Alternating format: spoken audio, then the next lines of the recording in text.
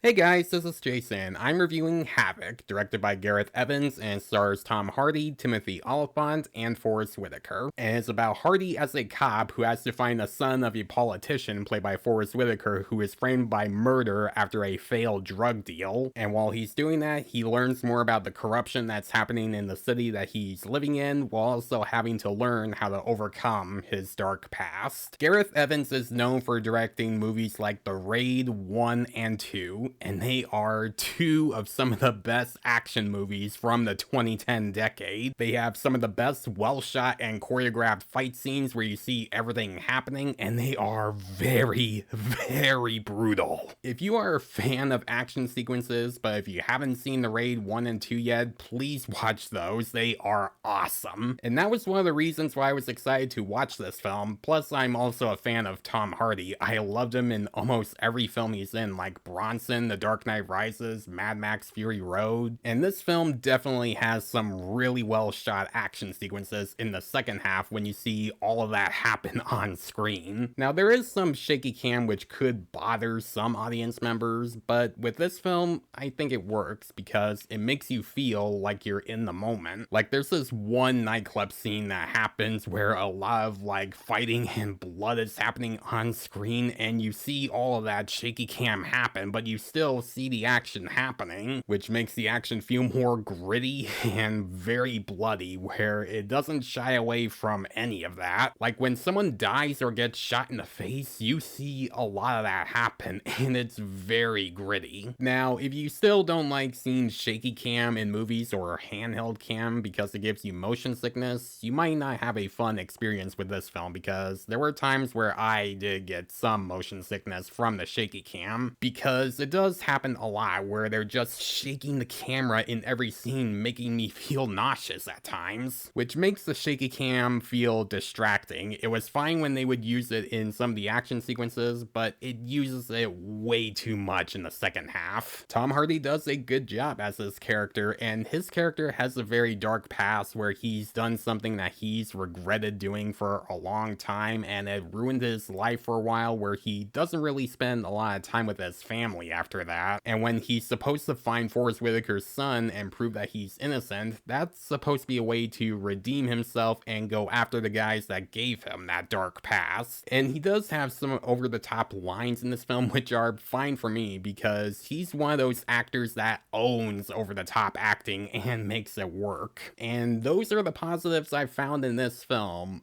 Unfortunately, they are the only positives I found, because I still found this film to be unfortunately mediocre. This movie doesn't really do a good job at explaining who these characters are and why they have to go from point A to point B to progress the plot. Like, we barely learn anything about these characters. Like, Forrest Whitaker has issues with his son, but he wants him back, and that's it. Tom Hardy is having issues with his partner. They don't like each other very well, but they have to work together to save Forrest Whitaker's son, and that's really the development that they have together. Like, there really isn't any character development, no arcs, nothing that's supposed to make them feel like characters. They just have this one character trait that's supposed to help the story, and that's it. And unfortunately, a lot of the characters are unlikable. You don't care about them throughout the film, not even Tom Hardy. Now, he has a reason for us to care because of his backstory, but throughout the film, he's still a jerk after that. He doesn't have a lot that makes him sympathetic. You don't root for him. You just see him try to save the kid, which when you see some of these characters either killed or injured, you really don't care, because they barely have any development and anything redeemable about them as characters. Which, that's the one thing this movie didn't do well, is trying to develop story and character, because they're two of the most important parts about a film, which a lot of that is happening in the first half of the film, making the first half of the film feel boring. And when that nightclub scene happens, it's like, wow, at least something's finally happening in this movie. What also threw me off from this film are the CGI and green screen in some of the car chase scenes. I don't know if it was like a stylistic choice that Gareth Edwards went with, or they just couldn't for whatever reason shoot in a real location for a car chase. And when you watch the opening car chase scene in the beginning of the film,